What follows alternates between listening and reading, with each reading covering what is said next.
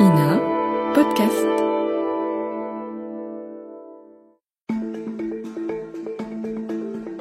Que se passe-t-il entre la France et l'Algérie ? C'est simple, depuis quelques semaines, on a l'impression que les relations ne cessent de se dégrader.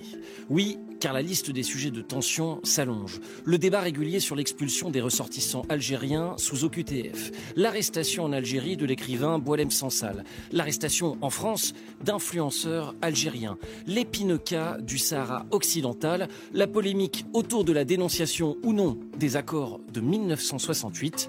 Mais où vont les relations diplomatiques entre nos deux pays ? Est-ce que le torchon brûle entre la France et l'Algérie ? On en parle avec vous, Benjamin Stora, bonjour. Bonjour. Vous êtes historien, spécialiste de l'histoire algérienne et des relations franco-algériennes. Merci beaucoup d'être avec nous. Benjamin Stora, est-ce qu'on n'est pas loin du point de rupture entre Paris et Alger ? La crise n'a jamais été aussi aiguë ? Effectivement, la crise n'a jamais été aussi profonde entre l'Algérie et la France depuis l'indépendance de l'Algérie. Il y avait eu déjà par le passé des choses, disons, non pas similaires, mais disons des contentieux. Mais à chaque fois, on avait réussi à surmonter. La crise, dans le fond, a éclaté au moment de la prise de position française sur le Sahara occidental. Et donc le voyage d'Emmanuel Macron à Rabat et son discours où il a expliqué que le Sahara occidental devait être sous souveraineté marocaine. Oui, et on va développer tout ça parce que c'est effectivement un des points d'accroche très importants. Mais d'abord, on commence comme chaque semaine par un récit en archive et puis on se retrouve, Benjamin Stora, juste après. Je m'appelle Théophile Cossa et vous écoutez Le Temps de l'Actu, un podcast de l'INA et de l'Université Panthéon-Assas. C'est parti. Qu'est-ce que c'est que ce problème ? Il y a un sujet un petit peu complexe pour le débattre en 2 minutes. Enfin, pardon, on n'est pas à l'université. Enfin, je veux dire, excusez-moi. Et le monsieur, qu'est-ce qu'il en pense ? The yes needs a no to win. Then the no. Réfléchissez bien. Et surtout, faites réfléchir autour de vous. Et j'attendais, je ne vous le cache pas, ce moment avec un peu d'impatience. Le temps de l'actu. Les relations franco-algériennes, ça fait un moment qu'elles sont en dents de scie. Retour en 1962. Cette année-là, au terme d'une guerre sanglante, l'Algérie prend son indépendance. Les accords d'Évian de mars 62 actent le cessez-le-feu. On écoute le général de Gaulle. La conclusion du cessez-le-feu en Algérie, la perspective qui s'ouvre sur l'avènement d'une Algérie indépendante, coopérant étroitement avec nous, satisfont la raison de la France. Oui, alors, la coopération étroite, ça ne sera pas pour tout de suite. Et oui, après la guerre, après les crimes et après 132 ans de colonisation, on peut le comprendre, les relations ne sont pas si simples. Néanmoins, Français et Algériens continuent de circuler entre les deux pays. D'autant que dans les années 60, la France est dans ses 30 glorieuses. Elle a besoin de main-d'œuvre, justement, pour favoriser l'immigration économique. Des accords sont passés, les fameux accords de 1968. Et après, il faut attendre quelques années pour que ça se réchauffe. Il y a d'abord la visite officielle en France du ministre des Affaires étrangères algérien, Abdelaziz Bouteflika, en 1973, une première depuis l'indépendance. Monsieur le ministre, est-ce la relance de la coopération ? J'ai cru comprendre que la coopération n'a jamais été ralentie, que les relations ont été toujours bonnes.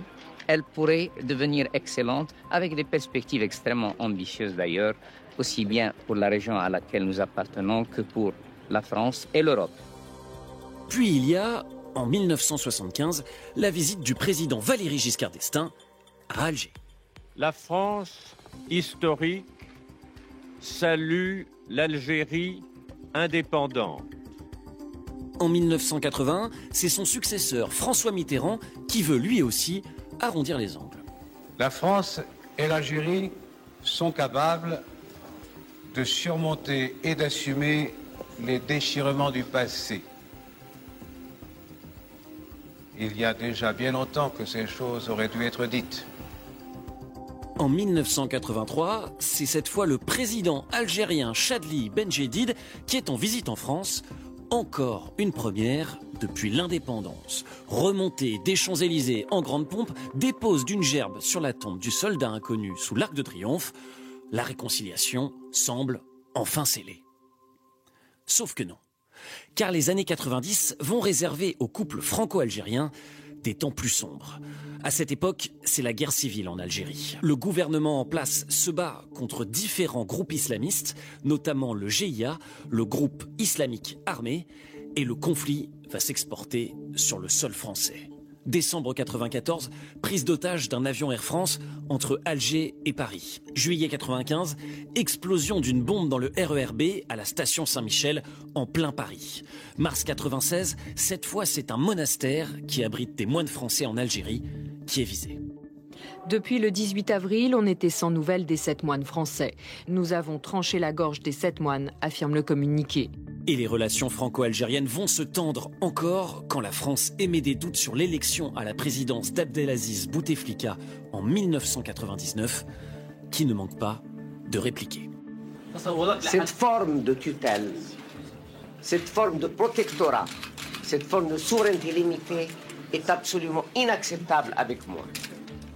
Alors, à partir de 2000, le président Jacques Chirac essaye de recoller les morceaux, en invitant par exemple le président Bouteflika à Paris. À visite exceptionnelle, dispositif protocolaire exceptionnel. Pour recevoir Abdelaziz Bouteflika, Jacques Chirac n'a pas lésiné sur l'apparat.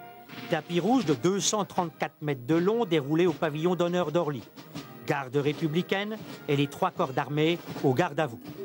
Ce qui se joue maintenant, c'est la reconnaissance officielle par la France de la guerre d'Algérie et notamment les tortures pratiquées par les militaires français. Une demande des Algériens longtemps laissée lettre morte. En 2003, le président Chirac ouvre la voie. Nos deux nations cicatrisent les blessures du passé. Elles en assument la mémoire. Une ère nouvelle s'ouvre. Sous Nicolas Sarkozy, les relations s'assombrissent de nouveau. Lui refuse toute repentance, mais en 2012, François Hollande franchit le pas. Et je reconnais ici les souffrances que la colonisation a infligées au peuple algérien. Nous avons ce devoir de vérité sur la violence, sur les injustices, sur les massacres, sur la torture. C'est la première fois qu'un président français reconnaît la torture. Et Emmanuel Macron va même plus loin en 2017. La colonisation fait partie de l'histoire française. C'est un crime. C'est un crime contre l'humanité. C'est une vraie barbarie. Et ça fait partie de ce passé que nous devons regarder en face en présentant aussi nos excuses à l'égard de celles et ceux vers lesquels nous avons commis ces gestes. Pourtant, quelques années plus tard, en octobre 2021 cette fois, un nouvel épisode de tension entre Paris et Alger. L'Algérie rappelle pour consultation, je cite, son ambassadeur en France. La décision intervient après l'annonce d'une réduction drastique des visas français accordés aux Algériens. Cette année-là, la France décide de réduire de moitié les visas accordés aux Algériens. Une baisse pour contraindre l'Algérie à délivrer des laissez-passer consulaires, ces fameux documents qui permettent à la France d'expulser de son territoire les ressortissants algériens sous OQTF. La France reproche à l'Algérie de ne pas jouer le jeu en matière de lutte contre l'immigration clandestine, de quoi crisper encore et encore les relations. Et depuis, le climat semble toujours aussi instable et même exécrable depuis quelques mois. Mais pourquoi ? Pourquoi ces relations diplomatiques en dents de scie ? Quel est le problème entre la France et l'Algérie ? On en parle dans le temps de l'actu. Avec vous, Benjamin Stora. Déjà, pour commencer, peut-être une réaction au récit qu'on vient d'entendre. J'imagine qu'il y a beaucoup de trous dans la raquette. Vous connaissez cette histoire bien mieux que moi. Voilà, l'idée, c'était de mettre un petit peu de contexte. Oui, effectivement, il y a des séquences tout à fait importantes.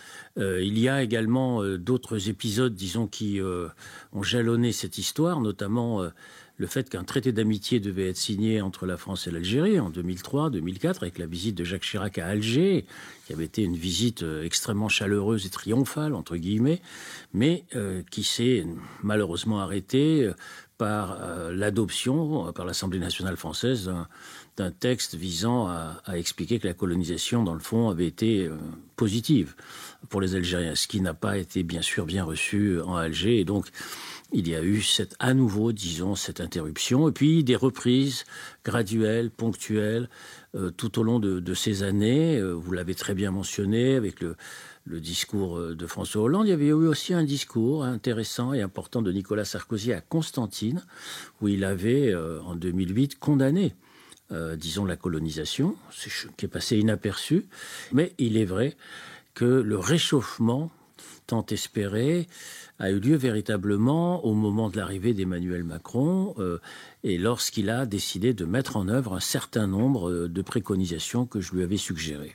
Il y a ces questions mémorielles qui empoisonnent les relations bilatérales depuis la fin de la guerre et l'indépendance de l'Algérie. Ces questions mémorielles que vous avez explorées dans votre rapport commandé par Emmanuel Macron et publié en 2021.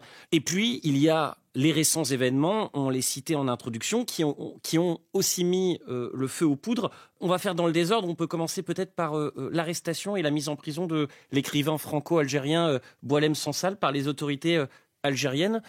Qu'est-ce qui lui est reproché à Boualem Sansal ? Alors, le motif officiel de cette arrestation, c'est le fait qu'il avait porté atteinte à l'intégrité de l'unité nationale. Dans une déclaration qu'il avait faite, il avait remis en cause la question des frontières. Vous savez que la France est arrivée en Algérie en 1830, donc il y a 200 ans. La France a tracé des frontières qui appartiennent à l'Algérie depuis 200 ans. Et l'Algérie est très attachée à ce principe d'intangibilité des frontières. Donc toute remise en question des frontières, évidemment, disons, provoque inévitablement des crispations, voire même des crises diplomatiques. Et ça a été l'un des motifs d'arrestation de Boualem Sansal. Et cette arrestation de Boualem Sansal, elle intervient alors que, vous le disiez, les relations entre Paris et Alger sont tendues depuis que la France a pris le parti du Maroc concernant le Sahara occidental. Est-ce qu'on peut expliquer peut-être rapidement l'affaire du Sahara occidental ?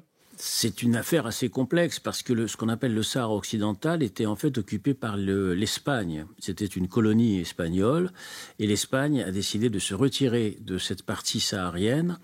Et à cette occasion, les Marocains ont estimé, en fonction d'une histoire longue, que cette partie-là du Sahara leur appartenait. Oui, elle est au sud du Maroc, effectivement, cette partie-là. Et ils ont organisé donc une marche verte en 1976. Mais des populations sahraouies qui occupent ce territoire, pour partie d'entre elles, ont estimé qu'elles pouvaient essayer d'accéder à une indépendance.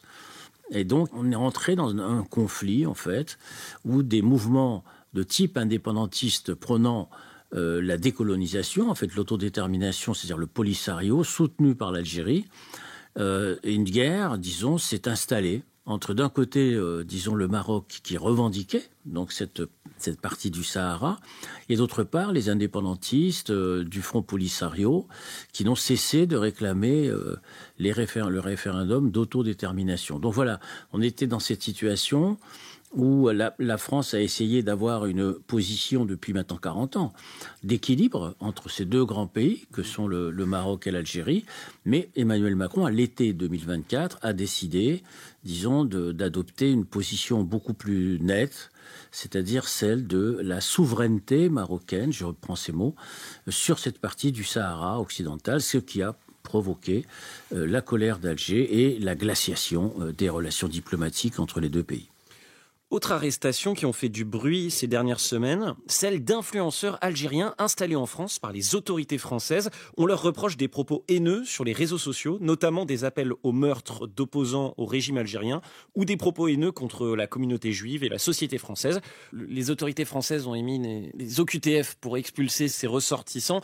Et on en arrive bien sûr à l'épineux sujet des OQTF, des ressortissants algériens sous obligation de quitter le territoire.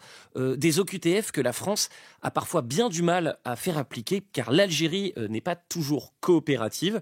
Est-ce qu'on peut expliquer ça en quelques mots ? La question du retour ou de l'expulsion, disons, des ressortissants étrangers est une vieille question. Elle ne se pose pas seulement pour l'Algérie, elle se pose aussi pour le Maroc, pour la Tunisie et pour tous les pays d'Afrique.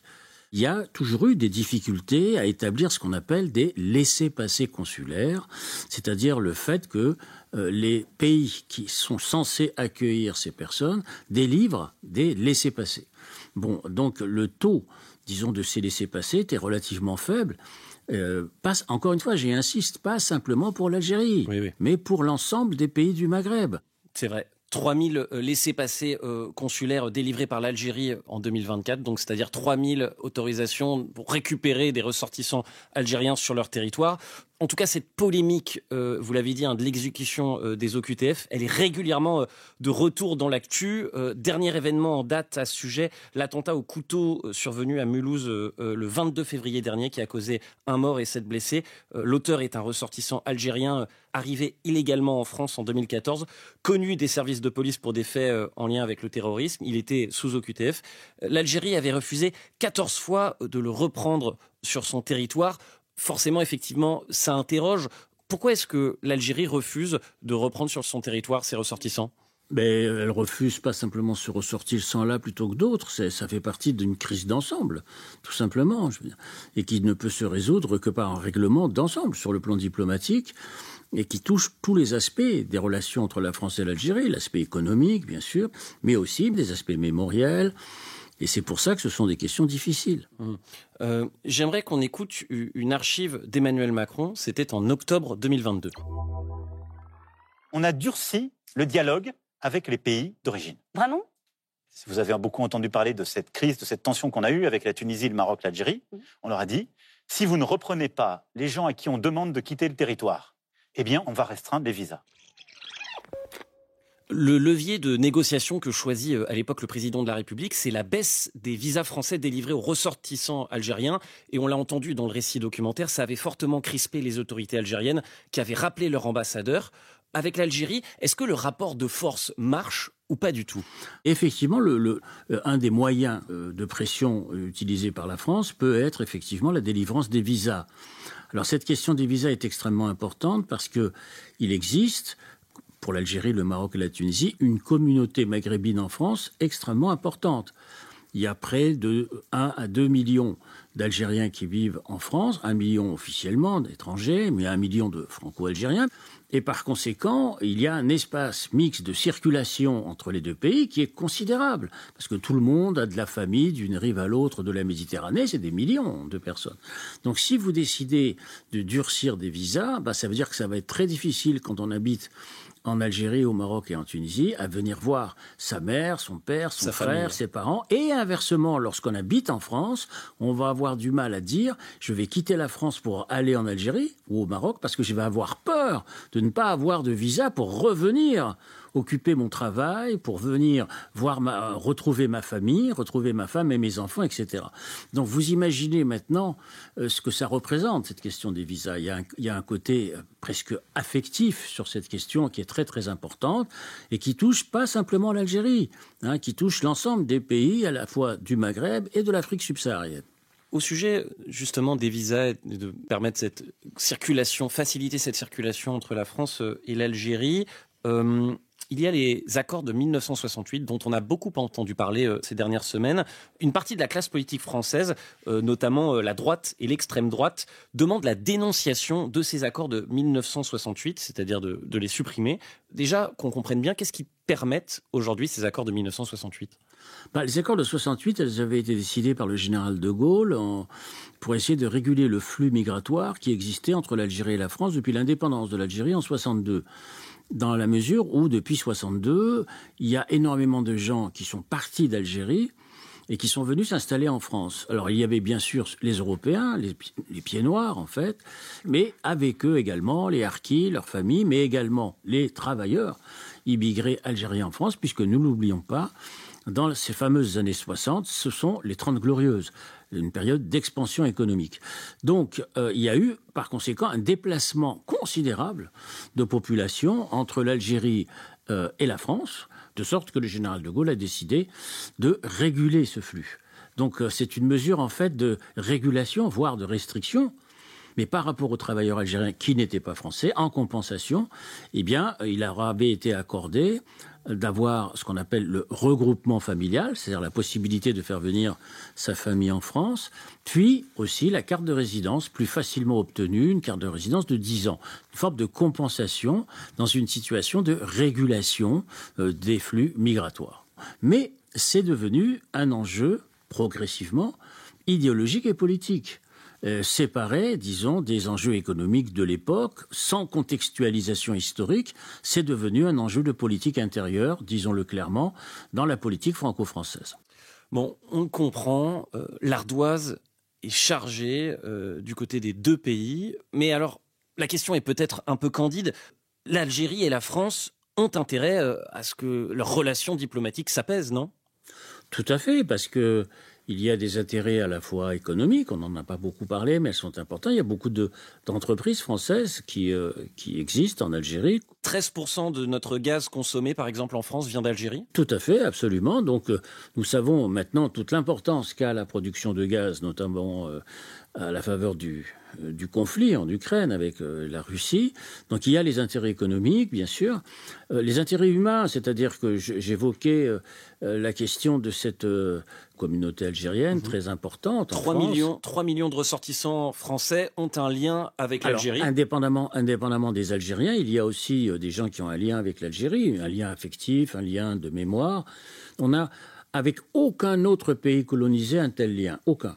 Aucune colonie n'a connu ce qu'a connu l'Algérie, c'est-à-dire 1 siècle et demi de présence française, qui étaient des départements français, partie intégrante de la France. Ce n'était pas du tout le cas du Maroc, de la Tunisie, du Sénégal ou de l'Indochine, et qui étaient gérés par le ministère de l'Intérieur.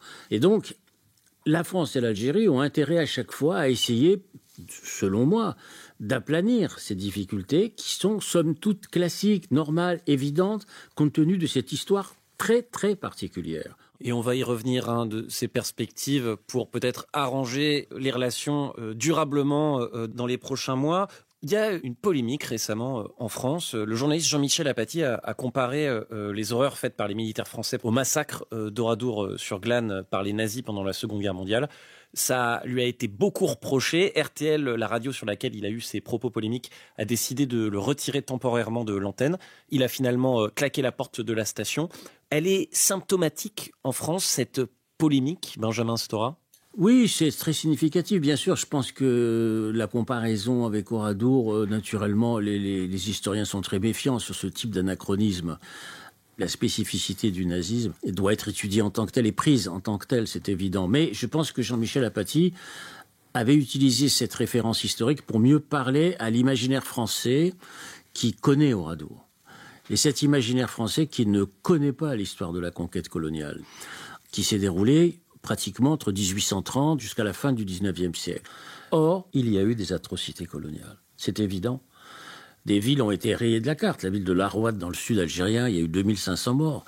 Tous les dirigeants de cette ville ont été décapités. Je pourrais prendre plusieurs exemples, mais un dernier exemple en date, les enfumades du Dahra, c'est une région d'Algérie où 1200 personnes avaient été mises dans une grotte et disons, la grotte avait été fermée, ils avaient été littéralement emmurés et ils sont morts. Ce sont des pages d'histoire française qu'on ne connaît pas. Vous savez, on a mis beaucoup de temps en France à déjà enseigner l'histoire de la fin de la colonisation, c'est-à-dire la guerre d'Algérie. C'est-à-dire qu'on a commencé par la fin, mais on n'a pas enseigné le début. De sorte qu'on ne comprenait pas tellement la violence de la fin. On disait, mais pourquoi toute cette violence de la guerre d'Algérie ? Pourquoi, disons, ce fanatisme, entre guillemets, etc. Mais il fallait remonter un siècle avant. Et un siècle avant, il y avait eu effectivement des massacres absolument épouvantables et qui sont très très bien documentés par les historiens depuis fort longtemps. Donc cette polémique, finalement, elle permet aussi peut-être de lever le voile sur une histoire méconnue et de sensibiliser peut-être la population française. C'est un enjeu d'apaisement aussi des relations à terme. C'est toujours très difficile quand on lève le voile et qu'on découvre des atrocités. Il y a un risque effectivement de raviver les plaies, de dire mais dans le fond, est-ce qu'on a intérêt à revenir sur cette vieille histoire ? Mais en fait, on ne peut pas avoir des relations apaisées avec des sociétés si on ne tient pas compte de leur propre histoire, de l'histoire des autres. C'est pas possible. Parce que les autres sociétés ont une histoire. La France a une histoire, mais les autres sociétés aussi ont des histoires. Et des histoires qui sont des histoires glorieuses, des histoires difficiles, des histoires sombres. Donc la France, elle a une histoire lumineuse, qui est celle de la Révolution française, qui est celle des Lumières, qui est celle de l'égalité, qui est celle de la République. Mais derrière cette façade lumineuse, il y avait aussi des pages extraordinairement sombres. Et dans le fond, il faut effectivement, je crois, rentrer dans toutes les pages d'histoire. Il y a un risque d'escalade dans les tensions entre la France et l'Algérie aujourd'hui. Où est-ce que ça peut aller ? On a l'impression qu'on est un peu dans une impasse. Très franchement, je ne sais pas du tout ce qui peut se passer maintenant. Tout dépendra des initiatives qui seront prises par les chefs d'État. Tout dépend de ce qui va se passer au niveau des visas. Tout dépend de ce qui va se passer aussi, vous savez, au niveau de la politique internationale. On est aujourd'hui dans un moment de basculement de la politique internationale. Des nouvelles alliances sont en train de se nouer. Tout change à une vitesse absolument extraordinaire. Jusqu'à présent, l'Algérie, par exemple, était un partenaire privilégié, ce n'est pas un secret de le dire, de la Russie.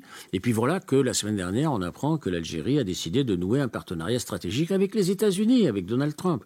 Donc vous voyez que ça va très vite, que les relations, les accords se nouent et se dénouent à une vitesse vertigineuse. Donc moi, je serais pour l'instant et aujourd'hui incapable de vous donner des perspectives d'avenir.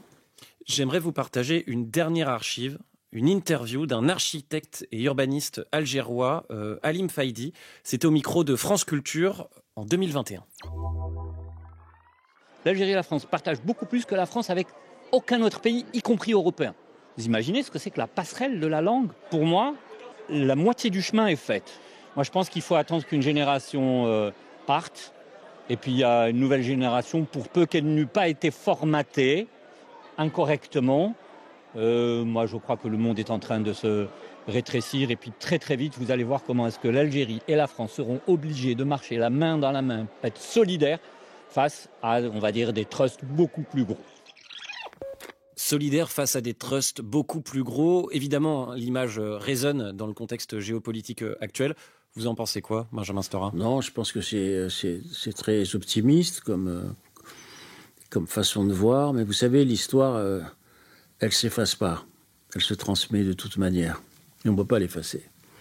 Il faut l'affronter. Donc évidemment, dans les passages de génération, des choses ont tendance à s'atténuer, bien entendu. Mais l'histoire ne s'efface pas.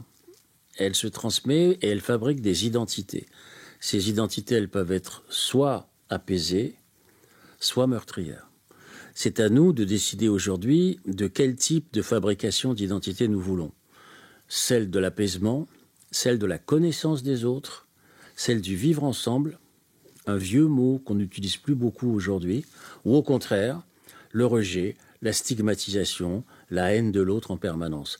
On est placé aujourd'hui à un carrefour de cette histoire et il faut qu'on en prenne véritablement la mesure. Ce qui se passe avec l'Algérie est très symptomatique, malheureusement. Des relations qui risquent, disons, de se dégrader avec d'autres pays dans un avenir très proche. J'ai parlé tout à l'heure de l'Afrique. Donc il faut que la France retrouve une voie dans le monde aujourd'hui et elle ne pourra le retrouver que si elle assume pleinement son histoire. L'avenir des relations franco-algériennes en jeu. On a maintenant les clés. Vous avez les clés, amis auditeurs, j'espère, pour mieux comprendre ce qui se joue derrière. Grâce à vous, Benjamin Stora, merci beaucoup d'avoir été avec nous. Je rappelle que vous êtes historien, spécialiste de l'Algérie et des relations franco-algériennes. Je cite vos derniers ouvrages, parmi tant d'autres, L'Algérie en guerre, publié aux éditions de l'Archipel, et Les Algériens en France, une histoire de génération. C'est une BD publiée aux éditions La Découverte. C'était Le Temps de l'Actu, un podcast de l'INA et de l'Université Panthéon-Assas. Si ce podcast vous plaît, n'hésitez pas à vous abonner, mettre des étoiles, des commentaires et à en parler autour de vous. Et moi, je vous dis salut et à la semaine prochaine.